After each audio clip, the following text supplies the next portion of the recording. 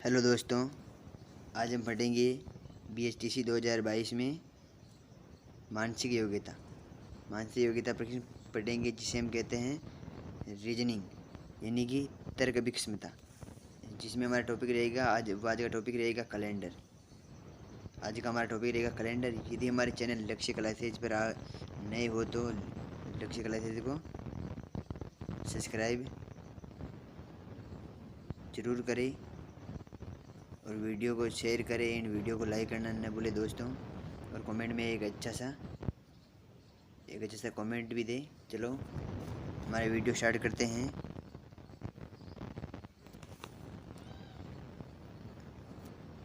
जैसे कि हम देख लेते हैं कि ये भी देखते हैं हम, जैसे कि ये अब जैसे ये देख लो। अब आप पहले कैलेंडर की सामान्य जानकारी क्या क्या है वो अब बता देता हूँ। जैसे कि कैलेंडर के प्रश्न कहाँ पूछे जाते हैं। जैसे कि विभिन्न प्रतियोगी परीक्षा में कैलेंडर से संबंधित प्रश्न पूछे जाते हैं। कैलेंडर में दिन, महीना, वर्ष के बीच आपसी संबंध को प्रदर्शित करता है। पोप ग्रेगोरी ने ईसा मसीह के जन्मदिन 1 जनवरी सन 1 को सोमवार मानते हुए कैलेंडर की शुरुआत की थी। कैलेंडर से संबंधित प्रश्नों को हल करते समय निम्न महत्वपूर्ण तथ्यों को ध्यान, यानी जो ये महत्वपूर्ण तथ्य हैं वो आपको ध्यान में रखने होंगे। अब कौन कौन से तथ्य हैं महत्वपूर्ण वो आप देख ले। जैसे कि सामान्य वर्ष क्या होता है, यानी वर्ष दो प्रकार के, एक सामान्य वर्ष होता है और एक लीप वर्ष। अब जैसे कि सामान्य वर्ष कैसे वर्ष कहलाते हैं जिनमें 4 का पूरा भाग नहीं जाता हो, यानी कि 4 का पूरा भाग नहीं जाता हो तो सामान्य वर्ष, और पूरा हो जाता हो तो लीप वर्ष। अब सामान्य वर्ष जैसे कि ये 93, 2001, 1993, 2001, 2003, 2007, 2009, 2013 आदि। इसके विपरीत जिस वर्ष में 4 का पूरा भाग चला जाता है उसे लीप वर्ष कहते हैं। लीप वर्ष किसे कहते हैं जिसमें 4 का पूरा भाग जाए, जैसे कि 2000 है, 2004 है, 2008, 2012, ये एक लीप वर्ष है। लीप वर्ष का मतलब जैसे कि उसमें जो फरवरी का महीना होता है ना, वो उसमें 29 दिन होते हैं। क्या होते हैं फरवरी के महीने में 29 दिन। जैसे कि हम देख लेते हैं एक सामान्य वर्ष में 365 दिन और 365 दिन होते हैं। सामान्य वर्ष में तो 365 दिन होते हैं, यानी कि 52 सप्ताह और 1 दिन होता है। लेकिन अधिवर्ष यानी लीप वर्ष में 366 दिन होता है। कितने होते हैं 366 दिन होते हैं।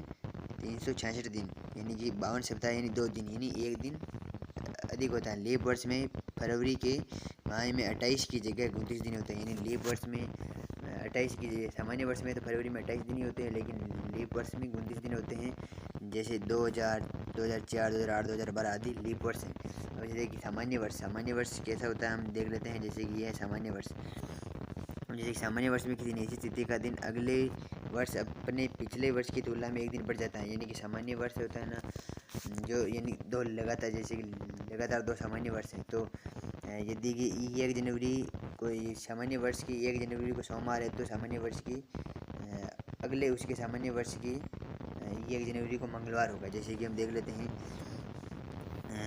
अगले पिछले वर्ष की तुलना में 1 दिन बढ़ जाता है, यानी 1 दिन बढ़ जाता है, जबकि पिछले वर्ष के लिए 1 दिन पीछे आना होता है। जैसे 1 जनवरी 2010 को यदि सोमवार था, 1 जनवरी 2010 को सोमवार था तो 1 जनवरी 2011 को मंगलवार होगा, क्योंकि ये भी एक सामान्य वर्ष है, यानी कि ये सामान्य वर्ष है। इसमें 4 का पूरा भाग नहीं जाता है, सामान्य वर्ष है, और ये भी एक सामान्य वर्ष है। तो यहाँ पर सोमवार है तो 1 दिन बढ़ जाएगा तो मंगलवार हो जाएगा, +1 हो जाएगा। और यदि 1 जनवरी 2009 को करें तो सोमवार से 1 माइनस हो जाएगा, यानी कि रविवार हो जाएगा। इस सप्ताह में 7 दिन होते हैं। तो हम अगला देख लेते हैं। जैसे कि ये है, जैसे कि ये है, जैसे अब देख लेते हैं। जैसे कि एक समूह में 7 दिन एवं एक पखवाड़ा पे, यानी एक समूह है, यानी एक सप्ताह में 7 दिन होते हैं, और एक पखवाड़ा यानी आधा महीना यानी 15 दिन होते हैं। वर्ष में जनवरी, याद रखना, वर्ष में जनवरी, मार्च, मई, जुलाई, अगस्त और अक्टूबर और दिसंबर 31 दिन के होते हैं। यानी कि आपको याद रखना है कि ये एक तो जनवरी, एक मार्च, एक मई और जून जनवरी, मार्च, मई और जुलाई, अगस्त और अक्टूबर, दिसंबर ये 31 दिन के होते हैं, जबकि अप्रैल, जून, सितंबर और नवंबर 30 दिन के होते हैं। फरवरी सामान्य वर्ष में 28 दिन का होता है और लीप वर्ष में 29 दिन का होता है। ये आपको याद रखने होंगे भी 31वां महीना कौन सा है, 30वां महीना कौन सा है, 28-29वां महीना कौन सा होता है, तो ये आपको याद रखने होंगे। अब जैसे सामान्य वर्ष में जैसे कि हम देख लेते हैं, एक सामान्य वर्ष से यानी कि एक सामान्य वर्ष यानी कि मान लेते हैं कि इस तरफ सामान्य वर्ष है, एक सामान्य वर्ष से अगले लीप वर्ष में जाने पर यानी कि हम जैसे मान लेते हैं सामान्य वर्ष 2003 है, 2003 सामान्य वर्ष होता है। और यदि हम 2004 में जाना चाहते हैं, 2004 में जाते हैं तो निश्चित तिथि का एक दिन अपने पिछले सामान्य वर्ष की तुलना में 2 दिन बढ़ जाता है। यह नियम मार्च से दिसंबर माह तक लागू होता है। यानी कि आप जैसे कि ये मान के चलो इस तरह से, जैसे मान लेते हैं अब जैसे कि जैसे यदि 1 अप्रैल 2007 ये एक सामान्य वर्ष है को सोमवार था, तो 1 अप्रैल 2008 ये एक लीप वर्ष है, तो क्या होगा, बुधवार होगा। यानी कि ये सोमवार था, यहाँ पर सोमवार था, ये एक सामान्य वर्ष है। और हम जाएंगे लीप वर्ष में, यानी कि सोमवार प्लस दो दिन बढ़ाने हैं, क्योंकि ये नियम क्या कहता है 2 दिन बढ़ेगा, तो 2 दिन मंगलवार बुधवार होगा। यानी कि मार्च से दिसंबर तक ही लागू होगा, मार्च से दिसंबर तक लागू होगा। ये मार्च महीने से लगाकर दिसंबर महीने तक होगा। यानी कि जनवरी फरवरी में ये लागू नहीं होगा। किस किस महीने में लागू नहीं होगा, ये जनवरी फरवरी में लागू नहीं होता है। अब जैसे इन 2 माह में ये सामान्य वर्ष की तरह लीप वर्ष के दौरान एक ही दिन बढ़ता है। जैसे यदि 1 जनवरी 2007 यानी 1 जनवरी है तो जनवरी में लागू नहीं होगा, शुक्रवार था तो 1 जनवरी 2008 को शनिवार होगा, ये एक बढ़ेगा, क्योंकि ये नियम मार्च से दिसंबर के मध्य लागू होता है सामान्य से लीप वर्ष में जाने के लिए। यहाँ लीप वर्ष का प्रभाव नहीं आएगा। अब हम देख लेते हैं जैसे कि अगला आगे हम देखते हैं। अब जैसे कि एक लीप वर्ष से पहले हम जा रहे थे पहले हम जा रहे थे एक सामान्य से लीप में, लेकिन अब जाएंगे हम एक लीप से सामान्य वर्ष में। जाने पर लीप वर्ष के ये सिर्फ ये जनवरी और फरवरी माह में ही लागू होता है।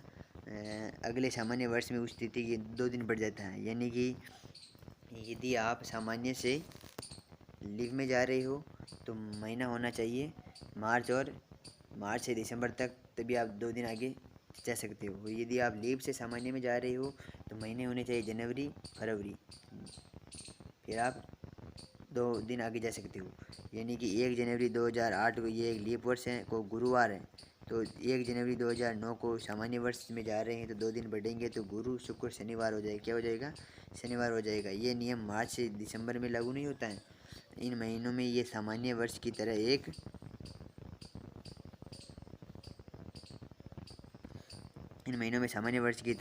दिन ही बढ़ता है। जैसे 1 अप्रैल 2012 को बुधवार, यानी कि अप्रैल आ गया तो अप्रैल में ये लागू नहीं होगा।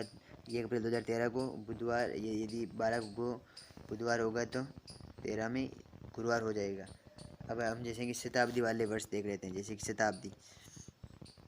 अब जैसे कि ये शताब्दी वर्ष जो 400 से पूर्ण रूप से विभाज्य नहीं होते, परंतु लीप वर्ष हैं, तो भी उनमें किसी निश्चित तिथि का दिन अपने पिछले सामान्य वर्ष की तुलना में एक दिन ही बढ़ता है। जैसे 100, 200, 300, 500, 1900, 2100 आदि।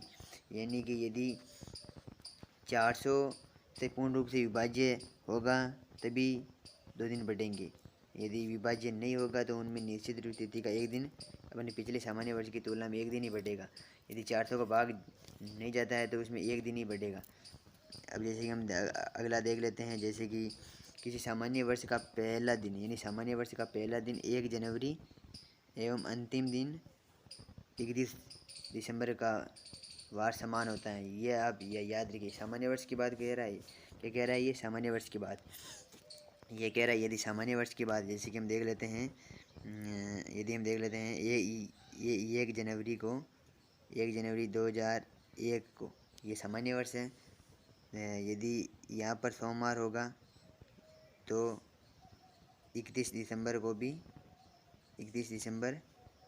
2001 को भी क्या होगा, सोमवार, क्योंकि ये सामान्य वर्ष है तो दोनों में वार सोमवार होगा। 1 जनवरी और 31 दिसंबर यदि सामान्य वर्ष है तो उसमें वार सेम होंगे, सामान्य वर्ष होंगे। तो हम देख लेते हैं लीप वर्ष में कैसा होगा।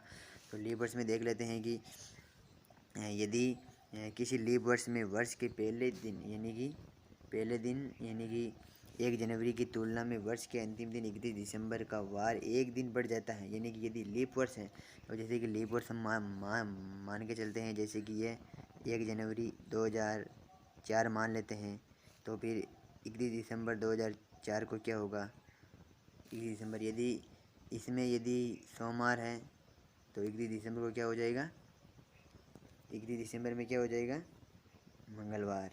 ये किस तरह होता है ये भी बता देता हूँ। क्योंकि सामान्य वर्ष में तो फरवरी में 28 दिन होते हैं, तो 28 में 7 का भाग पूरा चला जाता है। लेकिन लीप वर्ष में फरवरी का माह 29 दिन का होता है। 7 का भाग देने 7 से विभाजित करने पर एक दिन बच जाता है, तो एक दिन आगे बढ़ जाता है। तो अभी हम देख लेते हैं, जैसे कि किसी दिन में 7 या 7 से गुणज, जैसे 14, 21, 28 आदि दिन जोड़ने या घटाने पर वही दिन आता है। जैसे यदि 10 जनवरी को सोमवार था, यानी 10 + 7, तो 17 जनवरी को वापस सोमवार आएगा। वापस 17 + 7 तो 24 को आएगा। 24 + 7 तो 3 को आ जाएगा। ऐसे हो जाएगा, है ना। तो 31 जनवरी को वापस सोमवार आ जाएगा। 31 जनवरी यानी कि 7 से 7 दिन जोड़ने पर सेम वार आने लगता है, तो सोमवार होगा। तो माइनस करेंगे तो भी सेम वार आएगा। जैसे हम मान लेते हैं कि आज हम मान लेते हैं कि जैसे कि 24 जनवरी है। 24 जनवरी को यदि सोमवार है तो 31 जनवरी को वापस सोमवार होगा। और यदि 24 जनवरी को सोमवार है तो 17 जनवरी को सोमवार होगा। इस तरह से अब हम देख लेते हैं, जैसे कि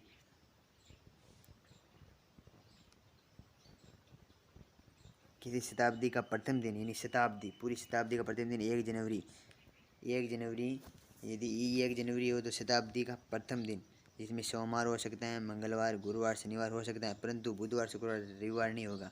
इसी प्रकार की शताब्दी का अंतिम दिन 31 दिसंबर बुधवार, शुक्रवार, रविवार हो सकते हैं, परंतु सोमवार, मंगलवार, गुरुवार नहीं। शताब्दी का यदि हम मान लेते हैं कि शताब्दी यानी 1 जनवरी 2001 ये शताब्दी शुरू हो रही है, तो 1 जनवरी 2001 ये शताब्दी है। 1 जनवरी 2001 शताब्दी शुरू हो रही है, तो इसमें या तो फिर सोमवार होगा, या मंगलवार होगा, या गुरुवार होगा, या फिर शनिवार होगा। ये 4 वार ही हो सकते हैं, सोम, मंगल, गुरु, शनि। ये हो सकता है शताब्दी के प्रथम दिन में। यदि शताब्दी का अंतिम दिन, यानी कि हम शताब्दी का अंतिम दिन देखें, अब जैसे कि शताब्दी का अंतिम दिन 31 दिसंबर 1999 देख लेते हैं। 31 दिसंबर 1999, तो फिर 31 दिसंबर 1999 को कौन सा वार होगा, बुधवार, शुक्रवार और रविवार होगा। बुध, शुक्र व रविवार अंतिम दिन हो सकते हैं। अब हम देख लेते हैं कि जैसे हम देख लेते हैं समान कैलेंडर वाले माह, यानी अभी समान कैलेंडर वाले महीने भी होते हैं, यानी कि उसके वार आपस में समान होते हैं। वो जो तारीख होती हैं वो वार वाइज समान होते हैं। जैसे समान कैलेंडर वाले महीने वे होते हैं जिसका कैलेंडर यानी अर्थात तिथियाँ एवं वार समान होता है, अर्थात उनमें विभिन्न तिथियों के वार समान होते हैं। जैसे 1 जनवरी को सोमवार हो तो 1 अक्टूबर को भी सोमवार, यदि 1 जनवरी और अक्टूबर ये समान महीने होते हैं। अब हम देख लेते हैं अगले की ओर भी सोमवार होगा। यह समान कैलेंडर माह निम्न प्रकार है। जैसे कि हम देख लेते हैं कि ये साधारण वर्ष में ये महीने समान होंगे, लीप वर्ष में ये महीने समान होंगे। जैसे कि हम देख लेते हैं, यदि साधारण वर्ष में यदि जनवरी और अक्टूबर ये समान होगा, साधारण वर्ष में फरवरी, मार्च व नवंबर ये 3 महीने समान होंगे, साधारण वर्ष में अप्रैल और जुलाई समान होगा, साधारण वर्ष में सितंबर, दिसंबर समान होगा। ये साधारण वर्ष में होंगे, ये आपको याद रखने होंगे, और इनसे संबंधित आपके परीक्षा में प्रश्न देखने को मिल भी सकता है। अब जैसे लीप वर्ष में क्या होगा, जनवरी व अप्रैल समान होगा, जनवरी और अप्रैल समान होगा, और अप्रैल व जुलाई समान होगा। यानी लीप वर्ष में आपको जनवरी अप्रैल समान होगा, तो अप्रैल जुलाई यानी जनवरी, अप्रैल व जुलाई ये समान होगा। और फरवरी व अगस्त महीना समान होगा, मार्च और नवंबर महीना समान होगा, सितंबर और दिसंबर महीना समान होगा, ये भी आपको याद रखना होगा। अब हम देखते हैं आगे की ओर चलते हैं, तो आगे की ओर देख लेते हैं अभी हम। जैसे ये तो हमने देख लिया अभी सामान्य वर्ष और लीप वर्ष में कौन कौन से महीने समान होते हैं, ये आप अभी हम आगे की ओर चलते हैं। अब जैसे कि विषम दिन क्या होता है, अब जैसे कि विषम दिन, तो विषम दिन कैलेंडर की 2 तारीखों के बीच आने वाला है, कैलेंडर की 2 तारीखों के बीच आने वाले दिनों की संख्या में 7 का भाग देने पर जो शेषफल रहता है उसे विषम दिन कहते हैं। विषम दिन 0, 1, 2, 3, 4, 5, 6 हो सकते हैं। जैसे 7 में 7 का भाग देंगे 0, 8 में 7 का भाग देंगे तो 1, 9 में 7 का देंगे तो 2, 10 में 7 का देंगे 3, 11 में 7 का देंगे 4, 12 में 7 का देंगे 5 एवं 13 में 7 का देंगे 6। यानी कि हमें 7 वार होते हैं। 7 वार होने यदि हम भाग देंगे, मान लें कि 14 में भाग दें तो 0 शेष पर रहेगा, 15 में दे तो 1 रहेगा, 16 में दे तो 2 रहेंगे। ऐसे 7 का भाग देने पर जो शेषफल रहेगा वही विषम दिन होगा। शेष जो विषम दिन की संख्या अभिष्ट वार या तिथि ज्ञात करने हेतु इन विषम दिनों को दिए गई दिन या तिथि में जोड़कर या घटाकर अभिष्ट तिथि वार ज्ञात की जाती है। यानी कि ये जो विषम दिन होते हैं ना, जैसे कि हमें ज्ञात करना है, यदि 1 जनवरी को सोमवार है तो फिर 10 जनवरी को कौन सा वार होगा, तो हम जोड़ेंगे 1 जनवरी, 1 + 7 करेंगे तो 8 हो जाएगा।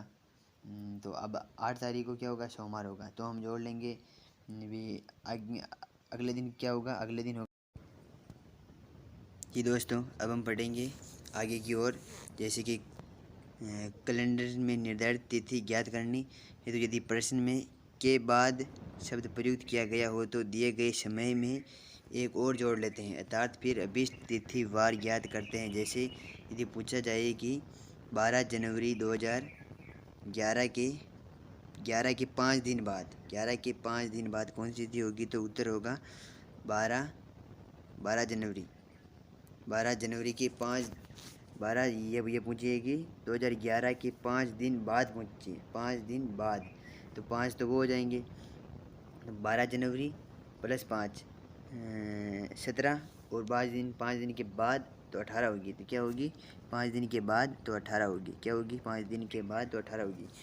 यदि प्रश्न में के पहले या से पहले या से बाद शब्द दिए हो तो यदि दी गई तिथि में केवल दिया गया समय ही जोड़ना या घटाना होता है। जैसे उदाहरण देख लेते हैं, 12 दिसंबर 2012 से 3 दिन बाद, 12 दिसंबर 2012 से 3 दिन, तो 12, 13, 14, 15 हो जाएगी, तो क्या होगी, इस प्रश्न का उत्तर होगा 12 दिसंबर। 3 दिन बाद से पूछा है तो से यानी कि 3 दिन ही जोड़ना है, के पहले या से पहले या के बाद और 3 दिन जोड़ना है तो 15 दिसंबर 2012। इसी प्रकार यदि पूछा जाए कि 24 दिसंबर के 7 दिन पहले, 24 दिसंबर के 7 दिन पहले, तो 24 में से 7 घटा देंगे तो 17 हो जाएंगे, तो क्या हो जाएगा 17 दिसंबर होगा। ऐसे अब हम देख लेते हैं आगे की ओर देखते हैं। जैसे कि जब ये कि वर्ष में भिन्न भिन्न महीनों की तिथियां संबंधित वार ज्ञात करने हो तो साधारण या लीप वर्ष को ध्यान में रखते हुए दी गई तिथियों में कुल दिनों की गणना कर लेते हैं, उसमें 7 का भाग देकर शेष बचे दिनों की संख्या ज्ञात करते हैं। शेष दिन विषम दिन कहलाते हैं। विषम दिनों को दिए गए वार तिथि को जोड़कर या घटाकर अभिष्ट वार तिथि का ज्ञात कर लेते हैं।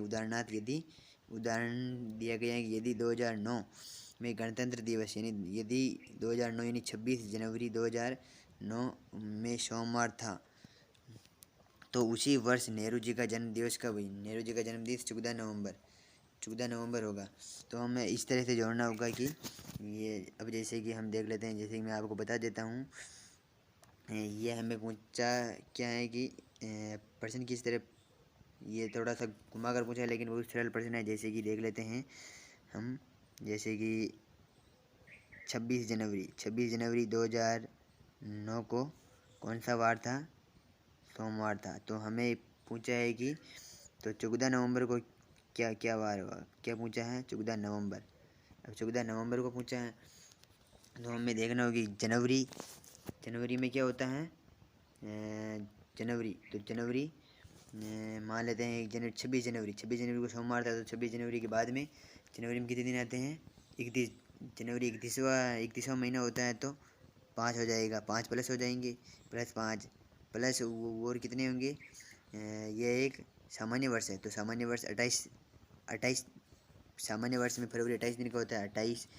फिर बाद में हम देख लेते हैं मार्च, तो मार्च में 31 दिन होते हैं, अप्रैल में 30 दिन होते हैं, और मई में 31 दिन होते हैं, और जून में 30 दिन होते हैं, और जुलाई में भी 31 दिन होते हैं, और अगस्त में भी 31 दिन होते हैं, और अगस्त फिर सितंबर में 30 दिन होते हैं, सितंबर में 30, और नवंबर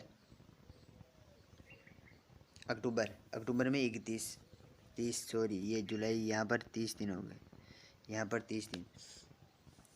30 दिन होगा। ये से ही हम जोड़ते जाएंगे। ये पहले हमें महीनों को लिखना होगा। किन्हें लिखने होगा? हमें महीनों को। जैसे कि हम देख लेते हैं कि जैसे कि महीनों को लिखेंगे, यहाँ पर वापस देख लेते हैं हम महीनों को। जैसे कि हम 5 लिख लेते हैं, पहले छोटे छोटे में लिख लेते हैं शुरू में ही। जैसे कि हम लिख लेते हैं जनवरी में 5 दिन शेष बचे हुए हैं। फिर कितने आए हैं? फिर जनवरी के बाद फरवरी में 28 होते हैं, 28 में 7 का भाग देंगे 0 बचेगा। फिर जनवरी फरवरी मार्च 31 होता है, 31 में 7 का भाग देंगे तो 3 बचेंगे। फिर अप्रैल 30 होता है, 30 7 का भाग देंगे 2 बचेंगे। फिर मई 31 होता है तो 3 बचेगा। जून 30 होता है तो 2 बचेगा। 7 का भाग देंगे, महीने में 7 का भाग देंगे, जो बचे हुए हैं ना वो लिखेंगे। जनवरी में 5 है, फरवरी में 0 बचेंगे, अप्रैल में 3, मार्च में 3, अप्रैल में 2 बचेंगे, मई में 3 बचेंगे, और जून में 2 बचेंगे, जुलाई में भी 3 बचेंगे, और अगस्त में भी 3 बचेंगे, और सितंबर में 2 बचेंगे, और अक्टूबर में 3 बचेंगे। तो अब हमें सभी को जोड़ना है, यानी कि हम जोड़ लेते हैं 5 और 2 7 होंगे तो ये कट जाएंगे, और 3 और 3 6, 6 और 3 9, 9 और 3 12 और 15, 15 हो गए। 15 के बाद में क्या बचेंगे? 15 में से ये यानी 14, तो यहाँ पर सात 14, 15 में भाग देंगे तो 14 बचेंगे। ये 15 में भाग देंगे तो 14 चले जाएंगे, और ये एक बचेगा, एक बचा, और फिर ये 2 और ये 2 और 2 कितने हुआ? 4। तो कितने दिन आई कुल मिला के? 5 दिन। यानी कि उस तरफ वार कौन सा था हम देख लेते हैं। वार जैसे कि ये वार है, तो यहाँ पर वार कौन सा था? वार हमें बताया गया कि 2009 गणतंत्र दिवस को सोमवार था। सोमवार में हम 5 जोड़ लेंगे, सोमवार में हम 5 जोड़ेंगे तो कौन सा वार होगा? सोमवार में 5 जोड़ेंगे तो मंगलवार, बुधवार, गुरुवार, शुक्रवार और शनिवार। कौन सा वार हो जाएगा? शनिवार।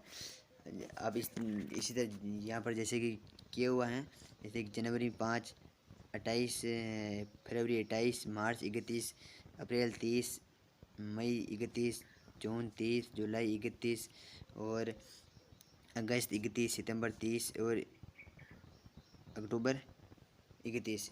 और इन सभी दिनों को जोड़ के 7 का भाग दिया है, लेकिन हमें पहले ही भाग दे देना है जैसे कि प्रश्न जल्दी से सॉल्व हो जाए। तो क्या वार होगा यहाँ पर? शनिवार। कौन सा वार होगा? शनिवार। अब हम देख लेते हैं, जैसे कि अगला क्वेश्चन देख लेते हैं। ये अगला टाइप भी किस तरह का प्रश्न आएगा वो देख लेते हैं। जैसे हम देखते हैं कि जब भिन्न भिन्न वर्षों के लिए एक वर्ष की तिथि वार दी होने पर किसी अन्य वर्ष की तिथि या वार ज्ञात करना हो तो दोनों तिथियों के बीच कुल दिनों की संख्या ज्ञात करते समय बीच के लीप वर्षों का ध्यान रखना होता है। लीप वर्ष में किसी निर्धारित तारीख पर आने वाला दिन अपने पूर्व में आने वाले सामान्य वर्ष की तुलना में 2 दिन बढ़ जाता है, यानी लीप वर्ष में जाने पर 2 दिन आगे जाना पड़ता है। इसके विपरीत सामान्य वर्ष में एक तिथि को आने वाला वार अपने पिछले वर्ष से उसी तिथि के वार से केवल 1 दिन बढ़ता है, यानी यदि लीप वर्ष आता है तो 2 दिन बढ़ जाता है, और यदि सामान्य वर्ष आता है तो 1 दिन बढ़ जाता है। अब जैसे कि हम उदाहरण देख लेते हैं। उदाहरण ये है, जैसे कि 2 मार्च 2007 को शुक्रवार था, तो 2 मार्च 2008 को क्या वार होगा? यानी कि ये सामान्य वर्ष से लीप वर्ष में जा रहा है, और महीना भी मार्च से दिसंबर है, तो 2 दिन बढ़ेंगे। ये तो हमें पहले ही पढ़ा हुआ है, 2 दिन बढ़ जाएंगे। जैसे कि 2008 एक लीप वर्ष है, 2007 एक सामान्य वर्ष है। सामान्य वर्ष से लीप वर्ष में जाने पर मार्च से दिसंबर उसी तिथि का वार 2 दिन आगे बढ़ जाता है, यानी कि 2 मार्च 2007 को शुक्रवार था तो 2 मार्च 2008 को रविवार होगा। अब हम देख लेते हैं और आगे का क्वेश्चन आगे के हम देख लेते हैं, जैसे कि कैलेंडर से संबंधित ज्ञान के परीक्षण हेतु जन्म तिथि पर आधारित प्रश्न भी पूछे जा सकते हैं, यानी जन्म तिथि से संबंधित प्रश्न। जन्म तिथि पर आधारित प्रश्नों में दो या अधिक व्यक्ति किसी जन्म तिथि के बारे में भिन्न भिन्न परंतु अनुमानित जानकारी प्रदान करते हैं। सभी की संभावित सूचनाओं का संकलन एवं विश्लेषण कर व्यक्ति की सही जन्म तिथि वार का निर्धारण किया जाता है। उदाहरणार्थ यानी कि अलग अलग बताते हैं कि तुम इतनी तारीख से लेकर के इतनी तारीख तक पैदा हुए हो, तो कोई दूसरा बताता है कि इतनी तारीख से लेकर इतनी तारीख तक पैदा हुआ, तो ये अनुमानित अनुमान लगाया जाता है कि इस तारीख से इस तारीख तक तो हमें निर्धारित तिथि ज्ञात करनी होती है। जैसे कि उदाहरण देख लेते हैं हम। उदाहरण है जैसे कि सेजल की मम्मी ने बताया कि सेजल 19 से 24 जून के बीच पैदा हुई। सेजल के पापा का कहना है कि वो 16 जून से 23 जून के बीच पैदा हुई थी, जबकि स्वयं सेजल याद है कि वह 21 जून के बाद परंतु 25 जून के पहले पैदा, यानी कि ये तो बता रही हैं कि 19 से 24 और मम्मी 19 से 24 बता रही है और पापा 16 से 23 जून, यानी कि पापा के हिसाब से तो 23 से पहले होगी 16 के बाद, और मम्मी के हिसाब से 19 व 24 के बीच, यानी कि और सेजल के अनुसार 21। तो इनमें सभी में समान कौन बता रहे हैं, वहीं उसी दिन उनका जन्म हुआ, यानी कि सभी में समान है 23। ये 24 है और इसमें भी 24 आ रहा है, इसमें भी 24 है, इसमें 24 नहीं है। तो फिर 23 सभी में है तो 23 ही समान होगा। सभी में 23 समान है, सभी में 23 समान है, सभी में 23। अब जैसे हम देख लेते हैं पापा के अनुसार तो मम्मी के अनुसार तो हुआ 20, 21, 22, 23 को, लेकिन पापा के अनुसार 17, 18, 19, 20, 21, 22 को। सेजल के अनुसार 22, 23, 24 को, यानी अब सभी में समान कौन सा है, सभी में समान है ये 22 है, यहाँ पर 22 है, यहाँ पर 22 है, यहाँ पर 23 है, लेकिन इसमें 23 नहीं है। पापा ने 23 नहीं बताया, 23 के बीच बताए, 23 जून के बीच पैदा हुई, 23 जून के दिन नहीं, 23 दिन के बीच पैदा हुई, तो 22 जून को पैदा हुई। किस दिन पैदा हुई हो, 22 जून को पैदा हुई, किस दिन, 22 जून को। हम अगला क्वेश्चन देख लेते हैं। जैसे कि अब ये प्रश्न है, जैसे कि हमें यदि कहीं पर भी तिथि नहीं मिले तो हमें यदि ये पूछा जाए कि हमें पूछा जाए कि 1 जनवरी 2001 को कौन सा वार है, तो भी हम इसके माध्यम से हम पता कर सकते हैं कि उस दिन कौन सा वार है या होगा। अब जैसे कि दी गई निश्चित तिथि का वार ज्ञात करना, यानी दी गई निश्चित तिथि का वार ज्ञात करने तो निम्न सूत्र का प्रयोग किया जाता है, यानी एक तो तिथि याद रखनी होती है और एक माह का कोड याद रखना होता है, वर्ष और शताब्दी का कोड याद रखना होता है और लीप वर्ष का कोड याद रखना होता है और बटा 7 करना होता है। अब जैसे कि ये कोड किस प्रकार होंगे वो हम आपको बता देते हैं। जैसे कि ये सूत्र है। अभी महीने का कोड, एक सामान्य वर्ष एवं लीप वर्ष में महीनों के कोड निम्न प्रकार होंगे। जैसे कि सामान्य वर्ष हैं, सामान्य वर्ष में तो कोड क्या होंगे, सामान्य वर्ष में जनवरी, अप्रैल और जुलाई का कोड 0 होगा, लेकिन अक्टूबर का 1 होगा, मई का 2 होगा और फरवरी अगस्त का 3 होगा, मार्च नवंबर का 4 होगा, जून का 5 होगा और सितंबर दिसंबर का 6 होगा। ये इनके कोड हैं, सामान्य वर्ष के कोड।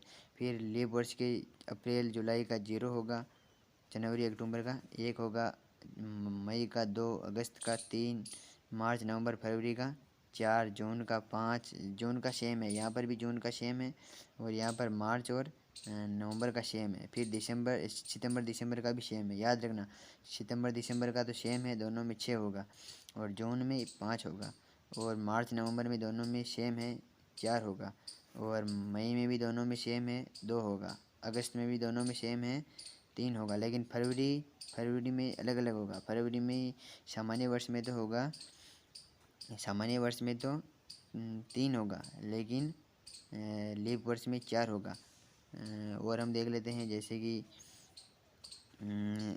जनवरी अप्रैल जुलाई में दोनों में समान होगा, अप्रैल जुलाई में दोनों में, ये अप्रैल जुलाई ये भी अप्रैल जुलाई, तो अप्रैल जुलाई का 0 होगा और अक्टूबर में दोनों में समान होगा, 1 होगा लेकिन जनवरी जनवरी यानी जनवरी जनवरी और फरवरी फरवरी, इन दोनों में आपको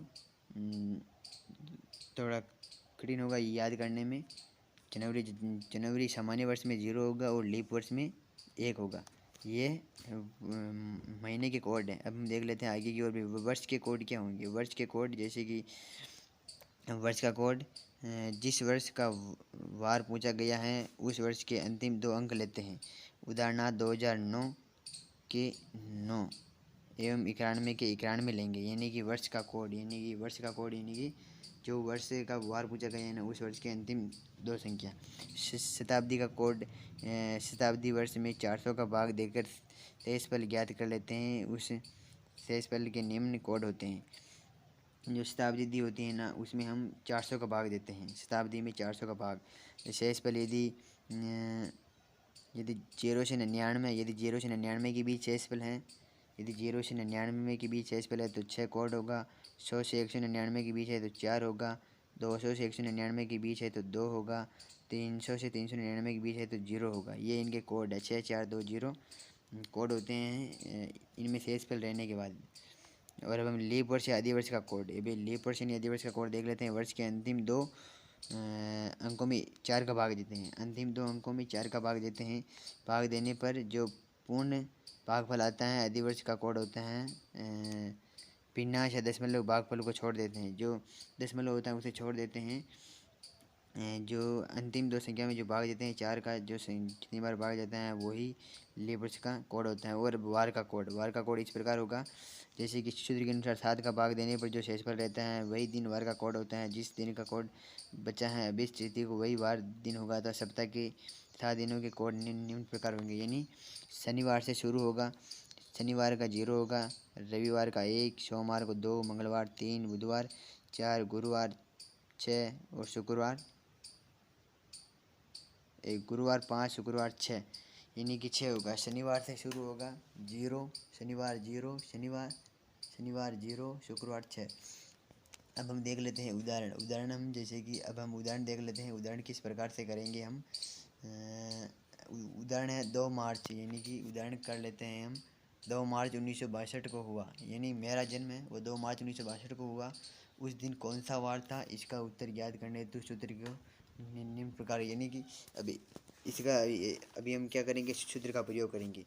मेरा जन्म कब हुआ, 2 मार्च को। मेरा जन्म कब हुआ, 2 मार्च 1962 को हुआ। 2 मार्च 1962 को हुआ। तो फिर अब हम किस तरह से सोल्व करेंगे। वो जो ऊपर जो सूत्र था ना वो सूत्र लगा देते हैं। जैसे कि हम सूत्र लगाएंगे, हम जैसे कि सूत्र लगा देते अगले पेज में चले जाते हैं। तो अगला पेज खाली नहीं है तो हम देख लेते हैं और एक नया पेज जैसे कि हम देख लेते हैं। सूत्र लगाते हैं। हमने सूत्र ये सूत्र कौन सा है जो हमने ऊपर देखा ना वो, जैसे कि सूत्र देख लेते हैं। वो क्या होगा सूत्र, जैसे कि तिथि क्या है वो आएगा, फिर माह का कोड आएगा,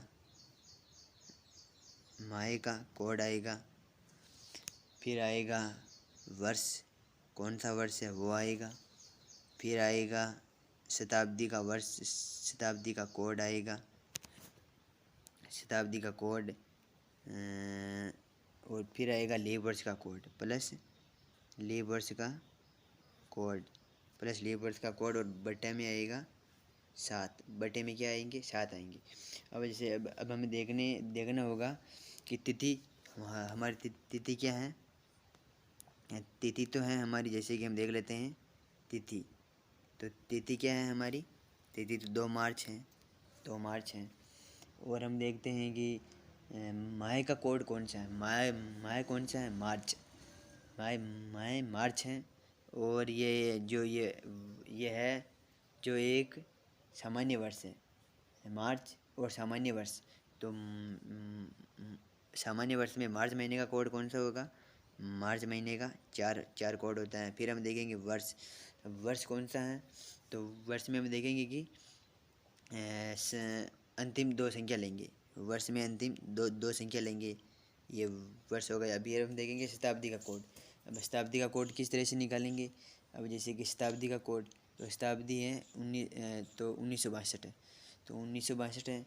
तो फिर 1900, तो फिर हम 1900, शताब्दी 1900 हुई, तो 1900 में हम भाग देंगे 4 का भाग देंगे तो बचेंगे कितना, 4 का भाग देंगे तो 300 बचेंगे, 300, 4 का भाग देंगे तो 1900 में 4 का भाग देंगे तो 300 बचेंगे, 300 बचेंगे। तो फिर अब 300 में, अब 300 का वो कोड कौन सा है वो हमें याद करना है। 300 से यदि 399 के बीच सेसफल रहता है तो कोड कितना आता है, 0 आता है। प्लस अब लीप वर्ष का कोड, अब लीप वर्ष का कोड कैसे निकालेंगे हम। अब जैसे कि लीप वर्ष का कोड, तो लीप वर्ष यानी अंतिम दो संख्या लेंगे 62, और 62 में हम, वर्ष की अंतिम संख्या 62 होती है, और हम 62 में 4 का भाग देंगे, 4 का भाग देंगे तो कितनी बार जाएगा, 4 का भाग देंगे तो जाएगा 15 बार, 15 चौके 60 होते हैं, 15 बार जाएंगे। कितनी बार जाएगा, 15.5 बार जाएगा, लेकिन पॉइंट दशमलव को हमें नहीं गिनना है, तो यहाँ पर आ जाएगा 15 और बटा 7। तो हम अब हम सभी को जोड़ लेंगे, 2 और 4 6, 6 और 15 21, 21 और 2 23, 23 यानी ये 60 है, या 2 इधर 60, 23 और 60 तो हो जाएंगे 83 बटा 7। अब 83 में हम भाग देंगे, 7 का भाग देंगे तो एक बार जाएंगे, एक बार, फिर एक बार गया, फिर बचा 2, तो फिर कितनी बार जाएगा,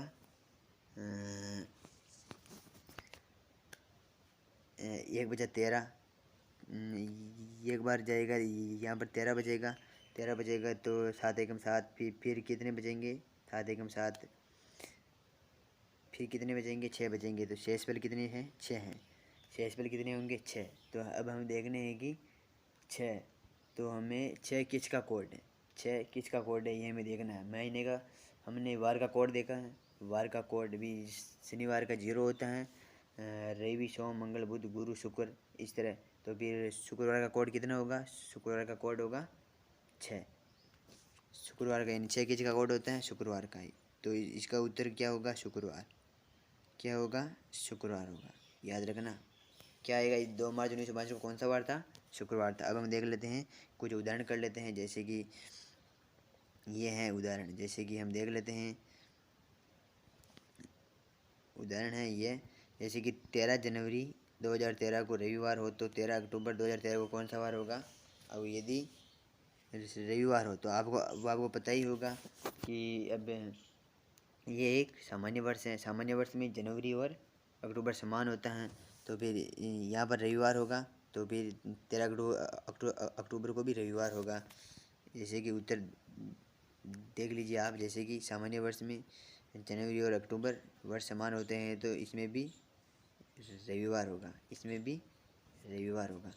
अब हम देख लेते हैं उदाहरण 2, तो 30 अप्रैल 2011 को शनिवार है, तो 30 जुलाई 2011 को क्या होगा।